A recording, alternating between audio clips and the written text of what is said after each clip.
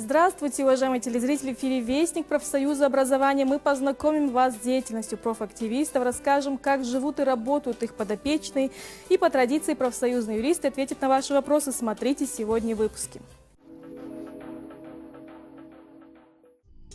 В связи с истечением срока полномочий во всех первичках республики в марте-апреле прошли отчетно выбранные профсоюзные собрания.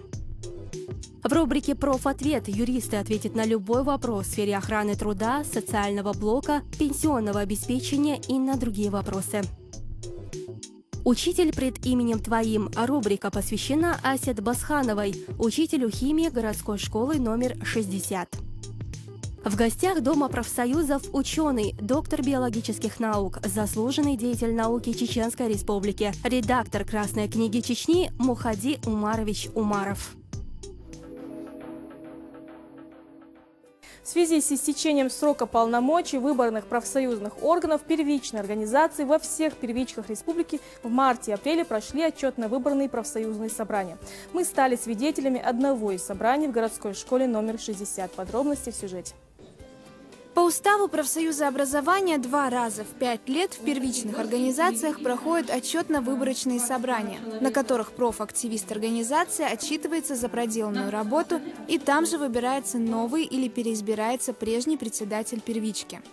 Что отличительно, что у нас за эти годы накопился такой, набрался или накопился актив, который мы думаем, что в конце, уже проанализировав всю ситуацию, сохранить свои полномочия, их и переизбирают уже не на один отчетный период.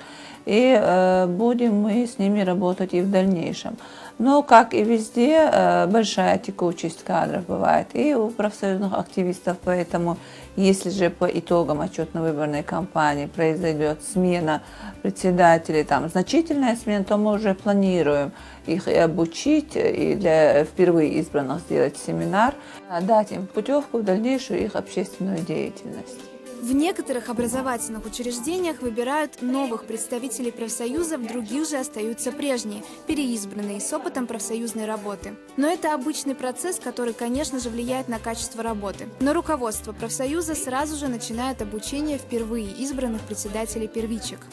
Если на смену приходит молодежь такая с амбициями, с авторитетом, то это, с одной стороны, хорошо, а с другой стороны, уже такие активные, знающие профсоюзную работу председатели, когда они сменяются, это уже плохо, потому что на их место, если не придет такой же активный человек, то знаете, что 50% работы, она провальная.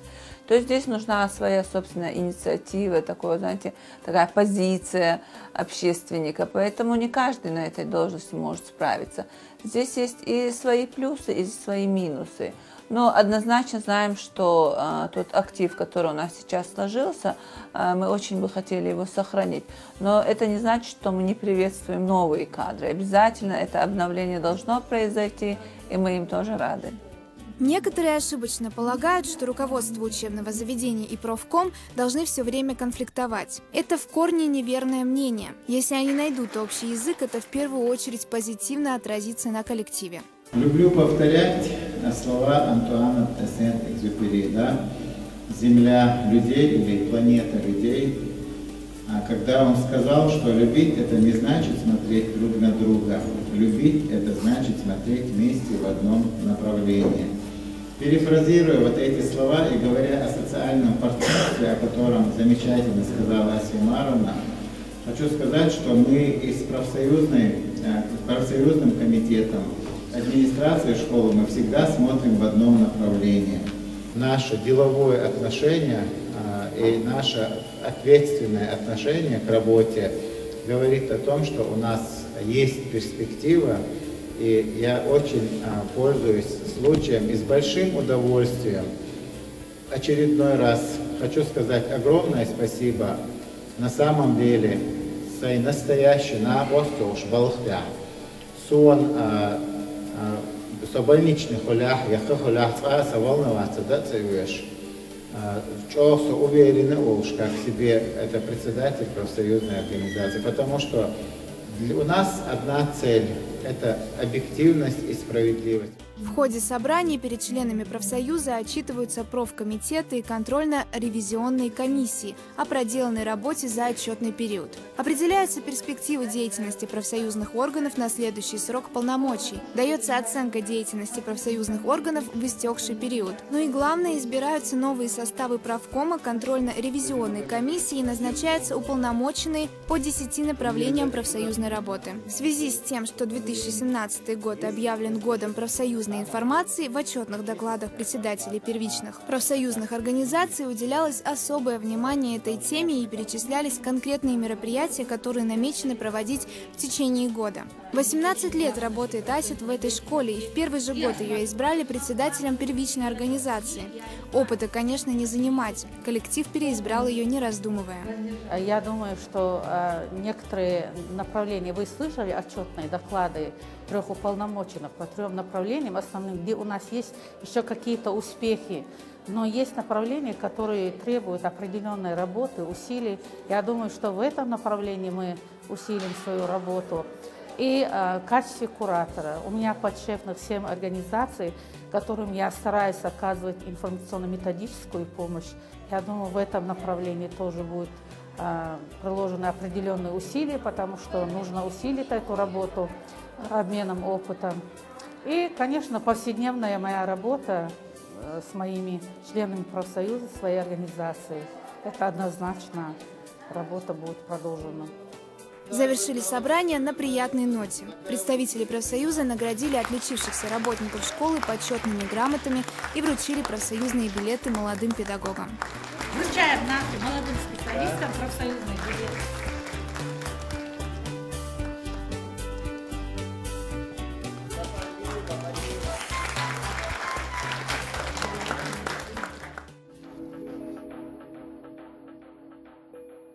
Учитель пред именем Твоим. Эту рубрику мы посвятили нашим уважаемым педагогам. На этот раз мы отправились в городскую школу номер 60, чтобы встретиться с учителем химии Асет Басхановой.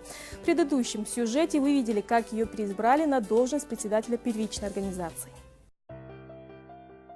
3 года назад состоялось наше знакомство с председателем первичной профсоюзной организации городской школы 60. В тот день Асет Басханова собрала своих коллег, чтобы рассказать им о правах педагогов и о том, как их защищать. Значит, какие цели преследует наше сегодняшнее заседание профсоюзного кружка? Это, конечно, первое – ознакомиться с условиями предоставления и распределения учебной нагрузки педагогическим работникам. Асет Умаровна в 1981 году поступила в Ивановский химико-технологический институт. Работала на химзаводе, а в 1999 году за неимением промышленности пошла работать в школу химиком. Спустя пару месяцев, рассказывает учитель, ее заметил председатель первички школы. Заметил ее активность, ее опыт общественной работы. Я помню, было первое профсоюзное собрание, и она попросила написать протокол собрания кого-то из учителей. Я там 2-3 месяца только работала. А я сказала, хотите, я напишу протокол? Я помню, села, написала этот протокол. И так получилось, что месяц через 2-3 они уезжали из республики. И вот они уехали, и потом вот было отчетно как бы выборное собрание. И вот там мои коллеги предложили мою кандидатуру, и поддержали все, и вот так я стала первый же год работы председателем первичной профсоюзной организации. У Асет 5 детей, она уже бабушка 4 внуков, но в ней много энергии, и она ее грамотно распределяет. Для учеников она учитель, который учит их азам химии, для коллег профсоюзный активист, готовый прийти на помощь при необходимости. Дома же настоящая хранительница очага, строгая мама и самая добрая бабушка. Так, ребята, сегодняшняя тема нашего урока – это природные источники углеводородов, природный газ, нефть. Ребята, как вы думаете, вы знаете уже, какие источники углеводородов? Природными источниками углеводородов являются нефть, газ и каменный уголь, который добывается в процессе Вот уже 18 лет Асет Умаровна учит детей сложным химическим формулам. Химия – наука точная, один из самых сложных предметов в школе. А дети, к сожалению, много учить не любят, поэтому учителю приходится постоянно быть в поиске новых форм и методов обучения. Чтобы урок был интересен детям, а материал запоминался, учитель использует интерактивную доску для наглядного примера. У Асет большой опыт в проведении профсоюзных кружков, на которых раскрываются такие злободневные темы, как заработная плата, как она формируется, имущественные и социальные налоговые вычеты, отпускные, как их рассчитать, аттестация учителей, как ее успешно пройти и многое другое. Согласитесь, эти вопросы всегда актуальны. Коллективу школы повезло, у них есть коллега, который всегда ответит на вопросы и поможет в преодолении проблемы. Меняется система оплаты труда, меняются законы. И за всем этим, конечно, надо успевать. Я и там отметила, и сейчас говорю, что в этом плане нам очень помогает наш профсоюзный кружок «Солидарность». Не только я сама просвещаюсь, я просвещаю своих членов профсоюза, вплоть до того, что учу их рассчитывать заработную плату самим по новой форме оплаты труда, и законы, и разбираем некоторые статьи Трудового кодекса, с которыми непосредственно они часто сталкиваются. Это взыскание, дисциплинарные взыскания, это увольнение, по каким причинам, возможно, невозможно. Все эти вопросы мы разбираем, стараемся как-то успевать с этим. Вы знаете, что у нас есть газета «Мой профсоюз», «Вестник», телепередача. Помимо этого сейчас появился пресс-совет приложения, пресс-совет инфо. По приложению вы можете узнать последние новости. Я знаю, что многие наши девочки подключили. Можно закачать. Да, закачать приложение.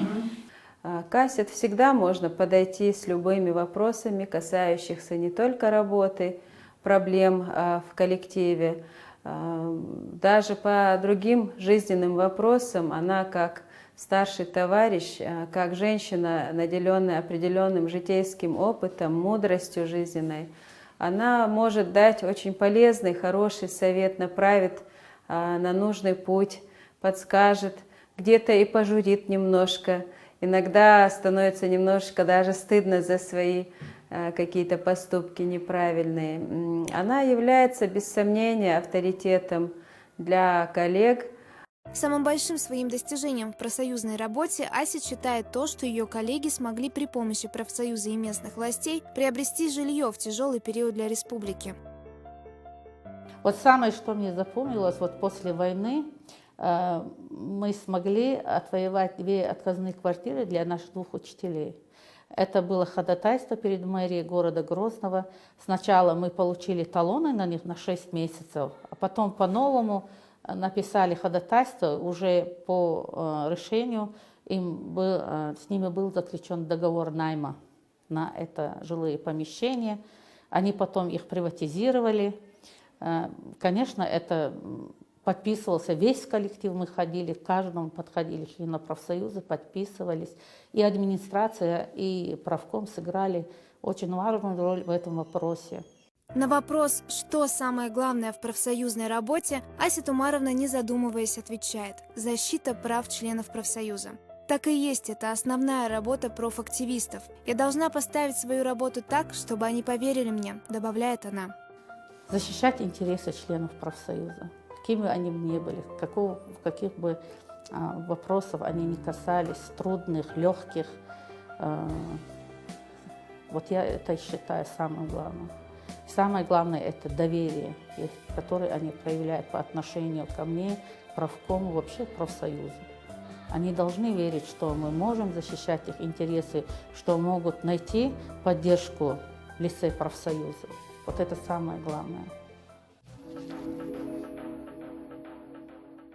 Профответ – рубрика, призванная помогать работникам образования и не только. Защита прав членов профсоюза, юридическая консультация. Это работа профсоюзных юристов. Они готовы ответить на все вопросы работников образования. Правозащитники найдут ответ на любой вопрос в сфере охраны труда, социального блока и на другие. Может ли государственный или муниципальный служащий работать по совместительству, например, учителем в школе?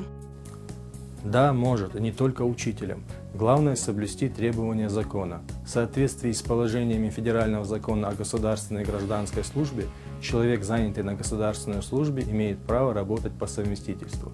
Это же касается муниципальных служащих, деятельность которых регламентируется законом о муниципальной службе.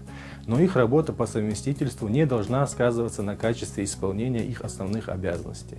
Государственные и муниципальные служащие обязаны уведомлять своего работодателя о работе по совместительству и получать от них на это разрешение. При этом продолжительность работы по совместительству должна быть не более 4 часов в день или не более 20 часов в неделю соответственно. Заниматься предпринимательской деятельностью категорически запрещается. Я работаю учителем в 2 школах. Обязательно ли вносить запись в трудовую книжку о работе по совместительству? Нет, не обязательно. Запись о работе по совместительству производится по желанию работника. Если вы работаете в 2 местах, то одно рабочее место является основным, второе по совместительству. Трудовая книжка у работника должна быть одна.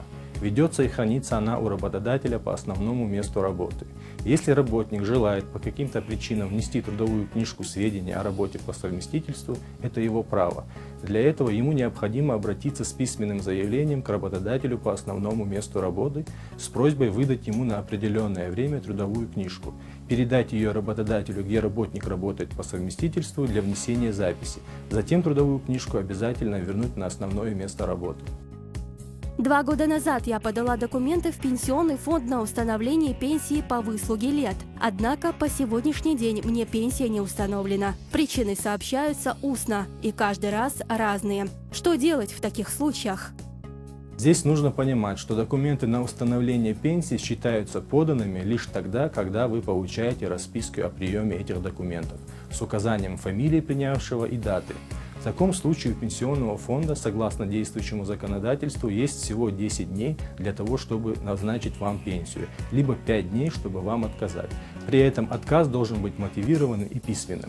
Если вы расписку не получили, то юридически вы документы и не подавали. Соответственно, никакими временными сроками работники Пенсионного фонда не обременены. По этой причине эти вопросы рассматриваются, как в вашем случае, годами. Если в Пенсионном фонде отказываются выдавать расписку, то существует еще 2 способа подать документы. Первый – отправить документы письмом с уведомлением и описью вложений посредством почты. В этом случае почтовое уведомление будет равнозначно расписке о приеме документов. И второй способ, более надежный и действенный – это подать документы посредством интернет-портала государственных услуг. Если у вас появились вопросы, пишите письмо профсоюзу, адрес на экране. Профсоюз образования республики часто приглашает на встречу с профактивом чиновников и общественных деятелей. На этот раз гость Дома профсоюзов, ученый, доктор биологических наук, академик Академии наук, заслуженный деятель науки Чеченской республики, редактор «Красной книги Чечни» Мухади Умарович Умаров. Вы знаете, что в этом году у нас объявлен Международный год борьбы за чистоту экологии, и, естественно, будет, мы подумали, правильно встретиться одним из наших выдающихся ученых республики, который именно этими проблемами и занимается. В ходе своего выступления ученый напомнил, какой была экологическая ситуация в республике в 90-е годы прошлого столетия, когда множество заводов, расположенных вблизи жилого сектора, способствовало загрязнению окружающей среды. Выбрасывая ими огромное количество отходов и газов в атмосферу, поглощало Грозный, лежащий в котловине. В скважинах сгорало за сутки до 47 тысяч тонн нефти и нефтепродуктов, и весь смрад ложился на дома, улицы города. Им же дышали люди, пили воду из зараженных источников, а в период военных действий открытые конденсатные ямы, где открытым способом черпали нефть, способствовали заражению людей различными заболеваниями. Об этих и других примерах загрязнения окружающей среды привел примеры Мухади Умарович. В ходе беседы профсоюзные деятели могли задавать вопросы гостю. Он же, в свою очередь, обладая информацией, рассказал в цифрах, какой урон флоре и фауне нанесли военные события в республике, какие огромные площади лесных массивов были заминированными и недоступными для использования. В более 130 резервуарах сгорело 81 600 тонн бензина, 5800 тонн керосина, 25 500 тонн дизельного топлива, 69 тысяч тонн мазута. И все это, конечно, выбрасывалось в атмосферу. Сильным загрязнителем атмосферы в то же время было, вы знаете, повсеместный, в это уже предвоенный период это было, конденсатные ямы. Несколько, более 1000 этих ям выкапывались в окрестностях города, в черте города, которые также загрязняли не только атмосферу, но и почвенный покров, и растительность, и животный мир, окружающий прилегающей территории. Говоря о сегодняшней экологической обстановке в республике, Мухади Умаров отметил, что благодаря усилиям и заботе главы республики экологическая обстановка и вопросы охраны окружающей среды в разы изменились в лучшую сторону. Проводимые ежегодные месячники по наведению санитарного порядка на улицах городов и сел, приведение в надлежащее состояние парков и скверов, ежегодно высаживаемые деревья и кустарники сделали нашу республику одной из привлекательных, чистых и ухоженных. Мухади Умаров призвал участников встречи на местах проводить работу по сохранению чистоты и порядка, привлекать к вопросам охраны окружающей среды не только учащихся школ, но и своих соседей, членов семьи, шире проводить разъяснительную работу. У нас есть огромная перспектива по поводу относительно качества растений. И еще что я хочу сказать. Об этом нельзя не говорить. Масанова больше, Масана больше. И цабеш будете уса. Правильно его название лук медвежий, черемша. Это растение очень древний реликт, третичный реликт. Третичный реликт это где-то 60 миллионов назад уже существовало это растение. И вот он растет только в тех местах, где условия для него приближены к тем условиям. Это буковые леса, дубовые леса, то есть широколиственные леса. И вот когда эти нарушаются широколиственные леса, рубятся, вместе с ними условия нарушаются, он может постепенно вымирать. Мухади Умаров уделил особое внимание утилизации отходов, организации свалок только в разрешенных местах, сказал о том, что необходимо еще тщательнее провести мониторинг флоры и фауны. Рассказал, что многие животные и растения республики внесены в Красную книгу. Напомним, что 2017 год в России объявлен годом экологии. В целях привлечения внимания общества к вопросам экологического развития страны и сохранения биологического разнообразия и обеспечения экологической безопасности. Чеченские профактивисты принимают гостей с целью оказания практической помощи в создании и становлении первичных профсоюзных организаций в образовательных организациях высшего образования Чеченской Республики. Центральный совет Общероссийского профсоюза образования направил в Грозный рабочую группу под руководством Вадима Дудина, заместителя председателя профсоюза образования России. Общение случилось очень интересно. Мне понравилось то, что присутствует не примитивное отторжение, а присутствует желание диалога. Диалог может, понятно, осуществляться в разных формах. Будем партнерствовать, будем каким-то образом продолжать вести диалог. В следующем выпуске мы более подробно осветим итоги их работы в республике. На этом я прощаюсь. Программу «Вестник профсоюза образования» и многое другое интересное, полезное вы найдете на сайте ressовет.ру, а также в официальном приложении Рессовет.Инфо. До новых встреч. Адикелш.